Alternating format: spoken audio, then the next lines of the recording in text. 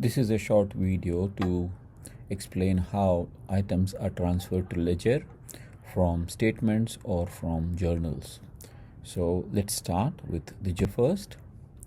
So understand the format of a journal. You have these entries which show what Xavier has bought from us. So the first February 22 entry says Xavier bought from us goods worth 7,000, which had a GST of 1,050, and now he's our debtor for $8,050. Now, how this is entered into ledger? Let's take a look. So you see that Xavier has been debited. So on the debit side of Xavier, I'm writing two separate things: sales 7,000 and GST 1,050. So the rules for that is that whatever is debiting a particular account, they are written on the debit side, and all the items that are crediting a particular account will come on the credit side. So let's look at the next entry, which is when Xavier is returning some goods to us. We are crediting Xavier by 230, which is broken up into the sales return, which is worth $200, as you can see there, and the GST, which is $30, which he will no longer pay us. So this way he is being credited and that amount is being taken away from his balance. So to show you the difference between the balances, if you observe, when we sold goods to him, the balance increased, which means because he had a debit balance and we debited him, debit and debit we add. When the person returned the goods, like $230, we have reduced the balance. Another time when we reduce the balance is when the person pays us, which is the next entry here, when he paid us $5,000 and we gave him a discount of $80. In this situation, you can see that because he is being credited by $5,080, the balance has come down by $5,080 in the column of balance.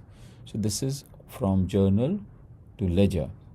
And next we will look at how items are transferred from a profit distribution statement to the ledger.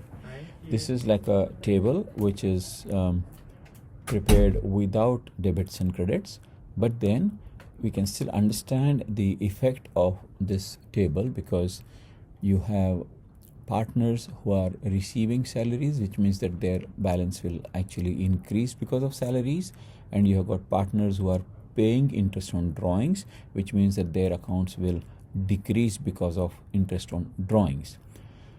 To understand the partner's account, let's take a look. So this is a partner's current account. Oliver is the name of the partner, and you see that he is receiving a salary of 25,000, which means that his current account will actually increase by 25,000. Now in this particular case, you can see Oliver has a debit balance here, which means that debit and credit, we will find the difference, which is 20,800. The bigger figure is the credit figure, so we say now the balance is credit. So I'll repeat the explanation. Oliver had a debit balance, whereas in a current account or a capital account, you should normally have a credit balance. So this salary which was given to Oliver was credited to his account. This is the credit side, and that made his debit balance now become a credit balance by the difference figure, which is 25,000 minus 1,200. Let's see what happens when Oliver is now given interest on capital. So his credit balance, which was 23,800, now increases by that 4,000, and that becomes 27,800. Please notice anything that is increasing the current account is going on the credit side. But next item is when Oliver is paying interest for his drawings. Now his drawings were 1,000 and were 7,000 more, so his interest on drawings is 1,050, which is decreasing his credit balance from 27,800 to 1,050. Similarly, the other entries are there, and you can finalize the account. But I hope that this explanation is clear. Last bit, these balances are normally given to you in the question. You just simply write them in the balance column, which is the third column here, and you write what type of balance it is, whether it's a debit balance or a credit balance. Thank you.